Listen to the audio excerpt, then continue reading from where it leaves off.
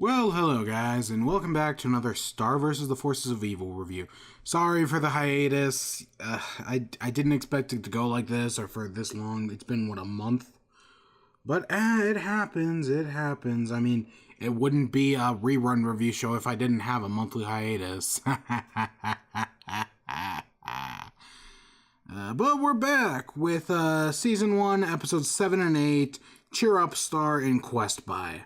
I'm gonna be honest, going into these episodes, I was pretty...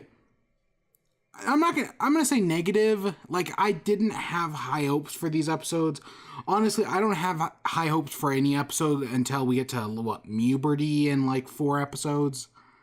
So, now, I went in pretty bitter, but I walked out more positive than I went in, at least on one of the episodes.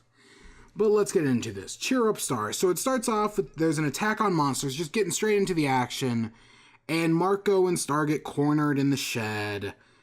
And it's a flashback, right? The entire a majority of this episode spends time in flashback, seeing what happened to lead us to this point. Because we see Marco's no good, very bad cliche day. And of course, it's a no good, very bad cliche day. Everything goes wrong for him. And it's on picture day because of course it is. Ugh. But eventually, so Marco gets home after just everything sucks. And Star decides to cheer him up. Again, Star's a very positive, upbeat person and they're friends, so of course, whatnot. But they cheer, so Star's able to cheer Marco up and everything's good again. And then sometime at school eventually, Star sees in the parking lot this guy playing music, Oscar Grayson. Grayson? Whatever, it doesn't matter. And he's playing a guitar, and the principal tells him stay away, he's the troublemaker type. But Star, of course, Oscar's the rebel, the bad boy. And of course, this show wouldn't be a cliched mess if it didn't have Star get a crush on the cliche bad boy.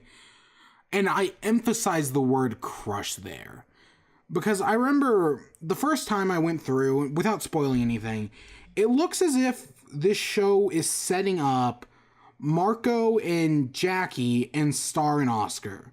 That's what, just based on this episode and past episodes with Jackie, it looks like that's what this show is setting up. And I honestly do give it a lot of credit early on for doing that. In hindsight, though, it's very obvious Oscar is a crush, not like a love interest. Jackie's a little bit more complicated. But Star goes through this whole animated music video thing, and it's kind of whatever. It's sure. She gives him her number, which is actually Marco's number, and she spends all day waiting for him to call, but he never does. And eventually Star gets sad, right? Because, the guy never calls, so Marco tries his best to cheer her up. Admirable, but of course all his attempts are mislined, the clown. I will admit, the slapstick in this episode is on point. His whole stunt jump with the rocket and the shopping cart, really solid, really funny. I think even part of it's off screen, but yet the audio is well done, so the entire thing is on point. We then see Marco realizes that Star's favorite pastime is fighting monsters. Something that is well established. I mean, we're 7 and 8 episodes in, and it has been well enough established. Again, this show has a formula it has to follow by, and as we see in the present sections, this is a standard trope we see in tons of episodes, where our heroes are on the verge of losing, and then we get the flashback that shows how they get into this situation, and then they get out of this situation. This is a very standard formula.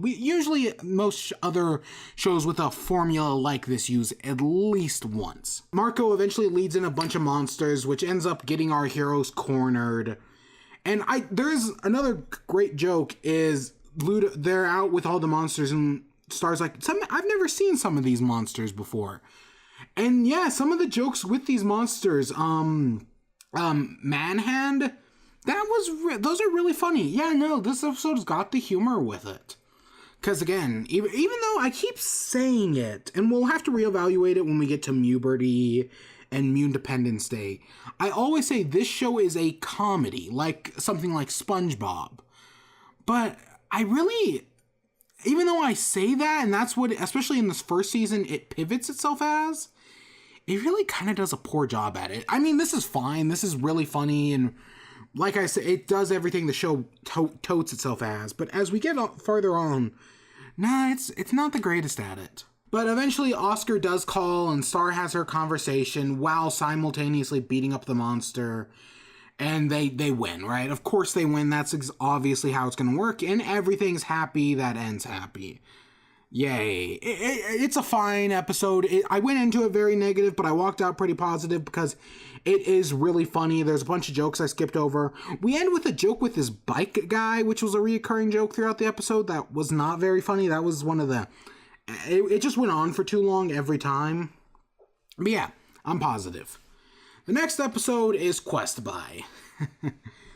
So it starts off with a pretty great representation of what it's like to live with a girl. Now, that's pretty solid.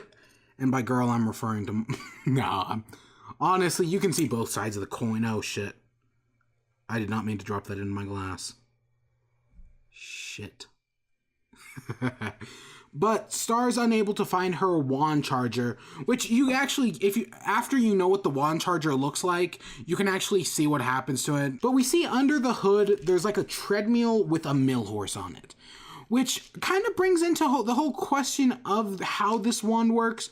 Because the point of a mill horse is to power something, right? That's why people have mill horses, because they're supposed to power it. Why have a charger? Of course, they're saying the charger is for the mill horse, but that makes no sense. But yeah, so I don't get the point of the charger. They do talk about the mill horse in future episodes, and it has become an important part of the wand. I don't think they've ever talked about the charger again in future episodes, and I think that's for the better. I also think it's really stupid that if the wand dies, like if it runs out of battery, it's dead forever. I get this wand is thousands of years old, but that's a really bad system. Somebody could have updated that at some point. But to get a new charger, they have to go to Quest By. Quest By is basically Fantasy Costco. It's your one-stop shop for anything any adventurer could ever need, but it's organized like shit. Honestly, I think Fantasy Costco is funnier because at least they have Garfield, the sales warlock. All this one has is sloths, which I do get the joke with sloths, but honestly, Zootopia did it better. Zootopia at least went into the fact that they were sloths and it made sense. This one, they're just bad employees. I mean, they make one scary, they do something evil at the end, but really, I think it's stupid. The sloths are just stupid. But they have to go around Quest By and look for something. Also, meanwhile, Ludo is there looking for something. I don't remember what. Getting his army stock, probably. And yeah, Ludo and Star run into each other at some point. Of course, they're on a chase. Ludo's trying to get the wand. Star's trying to get the charger before it dies. Yada, yada, yada. They do the Sphinx's riddle, which is one of the only jokes in the episode I liked, where it's just them just rushing through it, having the solution instantly on the internet, and the Sphinx not knowing what the internet is. It's not the most original joke, but I think it's fine. Eventually, they can't find the wand charger, so Marco's like, you did it your unorganized, chaotic adventure way.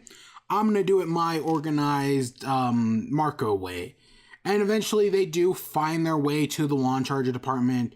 We get maybe the only other funny joke in the episode being the booby trap department, just because it's funny because the idea of a booby trap department should be a great setting. And same thing with Quest By. A department store for questing items should be a great setting, but it isn't. I feel like they never truly explore it. The closest we get is this trap department. But eventually, so we're in the wand charger department, and Marco's looking for the charger and starts fighting the monsters. And then for like 15 seconds, the action just stops to make a horrible joke. It's so out of place. I don't think it's funny. It's so weird. I have no idea why it's in here. But it happens, so okay. And then Ludo gets the wand, but because it's low on battery, he can't get it to work. okay, I wouldn't expect it any other way. And then they're able to get the wand charger and get out of Quest Buy. And then they find out that the wand charger is actually in the mini vac the whole time because it's floating, and now the mini vac is magic. Okay. And that's where the episode ends because the bathroom's still a mess. Everything is still unorganized. And even though the entire time was to teach the like, I never felt like there was really a moment where it was like, Marco has his organized way, which gets everything done. But I never really saw the benefit to Star's way. And I didn't feel like Star learned anything throughout this entire episode. Right? That being organized was good. Because at the end of the day, the status quo is still God. So, yeah, no, I don't really care for Quest Buy. It has potential, but it doesn't live up to it, and we're going to see Quest Buy again, and whenever we do, it also does not live up to it. Quest Buy is just not that. It's a great idea on paper, but it's been done better other places. But with that, I hope you all enjoyed. Stay tuned for more. Until next time, peace.